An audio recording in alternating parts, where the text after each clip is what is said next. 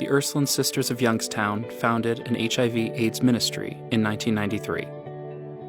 We felt that the Ursuline Sisters, following the invitation of Angela Merici when she founded the company in 1535, she asked us to meet the needs of the times. Well, how we started was we put one foot in front of the other and said, what's going on in this city? And it took us several months, and finally we found there was a support group at a local church once a month.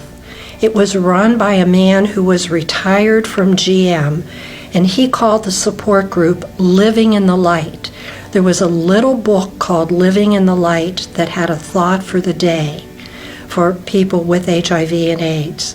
So we called him and said, can we attend? We went to the meeting, we kept going, and after the people who were all HIV positive got to know us and we got to know them, we kept saying to them, what can we do for you? What can we do for you? But it became very apparent that they were lonely, they were isolated, they knew they were all going to die. And they had all the questions you ask yourself right before you die.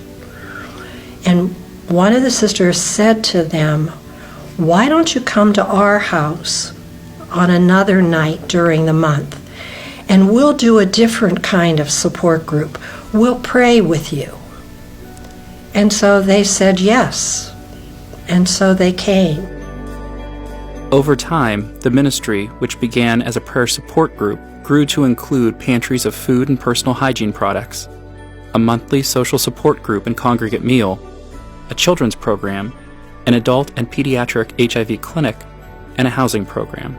Today, HIV/AIDS is very manageable. It's a chronic condition that can be managed as long as you go to the doctor and take care of yourself. I think that part of it we've come a long way, and people can live really productive, meaningful lives, and most days feel very well, feel as well as anyone with maybe like a chronic illness. But for a lot of people that come in here and someone who is diagnosed, it is still the scariest words that they can possibly hear. And because with it goes all of the stigma, all of the fear of dying, all of the bad news of the 80s just comes rushing back. I think that our ministry and its programs really mirror the changes that we see in HIV and AIDS over time. Early on, we began as a prayer support group because in large part, that's what was needed in this community, but also that's really the reality of where HIV was in the 1980s and early 1990s. As we've had medical advancements, as we've seen people living longer, now we're talking about housing, and we're talking about that because people are living long lives, and there are opportunities for that. HIV/AIDS today depends on who you are, unfortunately. I think if you have the means to have good insurance and the best physicians and the best medications, you can lead a very long, productive life with HIV. Unfortunately, what we find is that people who don't have those means, don't have maybe access immediately to medications, to physicians, to people who can guide them in the right place, those people we see unfortunately have much higher mortality than those with means. Our job really is to try to bridge that gap and make sure that everybody who needs the care that we can provide can get it.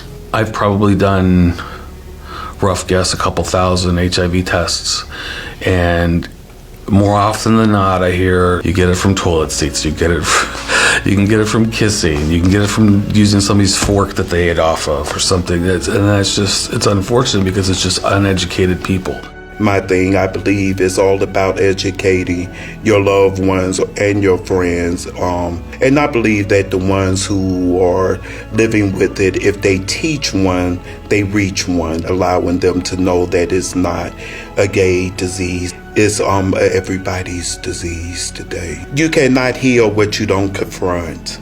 And if you don't confront it, you won't heal. As a teacher, I always think education is the key. I think that ignorance breeds fear, and then when people are in fear, they don't think straight, they don't think rationally.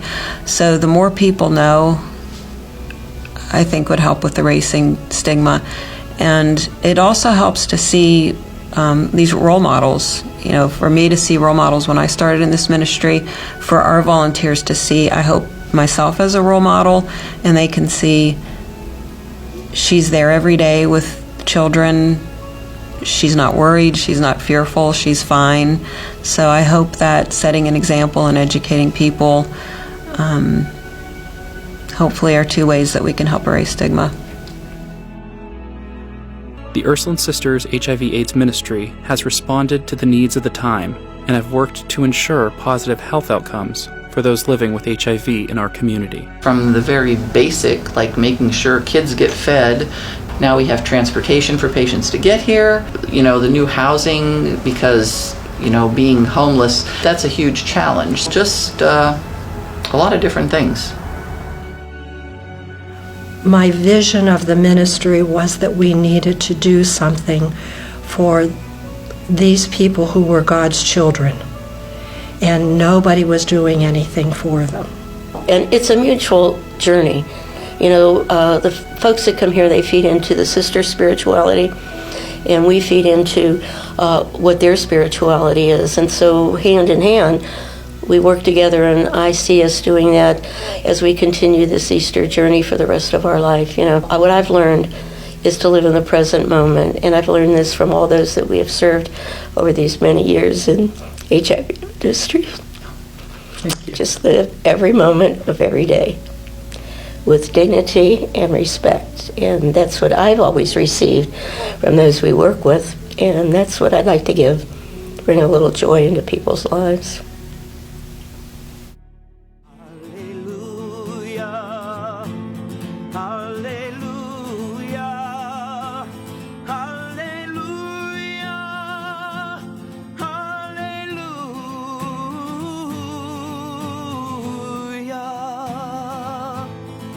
I've learned, strangely, that there is something bigger than all of us. And I'm not sure I would have said that 7, 8 years ago. Sister Kathleen was a lifeline for me. She gave me the hope and to where I could actually believe that everything was going to be, you know, okay. So what really inspired me was I could really sense that I was with a group of very committed people, that everything they did, and I know that we say this a lot in this ministry, but what they do as if they were doing it for their own family. If you don't have this, we will provide it for you. It's not just good enough, it's provided for our clients the way we would do it for our families. I think what inspires me today about the ministry is that it's not stagnant. It's always moving forward.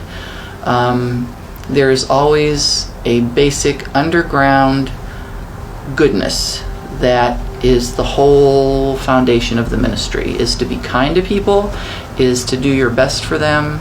You go back to that basic goodness, and that you have to love people, and things will eventually work out.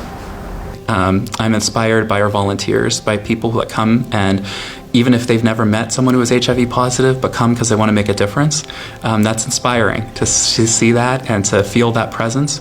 And I'm inspired by the Ursuline Sisters still, to have the vision and to have the tenacity to begin a ministry like this, and to still be involved and still support it. You know, really shows their devotion and their dedication to the community. It shows their dedication and devotion to those that are HIV positive and to those that are typically marginalized in our community too. I never imagined in my wildest moment, I knew it was going to grow, but I never imagined that we would come to where we're at today, where we have the classiest HIV program in the whole world, I think. We are incredibly grateful to all the volunteers over the years. We've always had a relatively small staff compared to the number of people we're able to serve, and that's due in great part to the number of volunteers we have had over the years, and of course to our donors and supporters who allow us to do what we do. And we really hope that one day we don't need to be in this business, that somehow we get to the point where there's no need for services for people living with HIV. But until then, we'll keep doing it.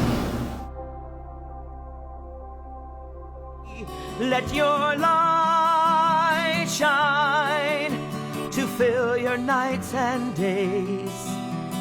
All will see the deeds you do and give your Father praise. Let your light shine for all the world to see. The brightness of your life within, the peace that sets you free. Let your